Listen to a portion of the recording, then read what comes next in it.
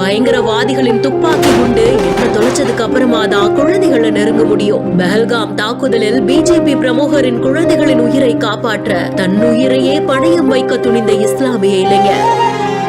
பஹல்காம் பைசராங் வேலியில 26 அப்பாவி உயிர்கள் அநியாயமா கொலை செய்யப்பட்ட சம்பவம் இந்தியா முழுக்க பெரும் அதிர்வலைகளை ஏற்படுத்தியிருக்கு.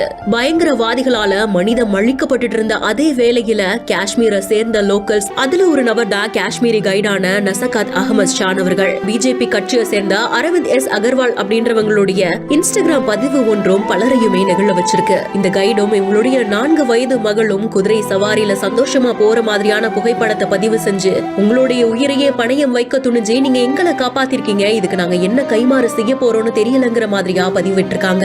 இந்த செய்தி கேட்கிற நிறைய நெட்டிசன்கள், தாக்குதல் சம்பவம் மதம் தொடர்பானது கிடையாது, இந்தியர்கள் எல்லாருக்குள்ளேயும் மனிதம் இருக்கு, இது இந்தியர்களுக்கும் பயங்கரவாதிகளுக்கும் இடையிலானது அப்படின்ற மாதிரியாகவும் தன்னுடைய கருத்துக்களை ஷேர் பண்றாங்க.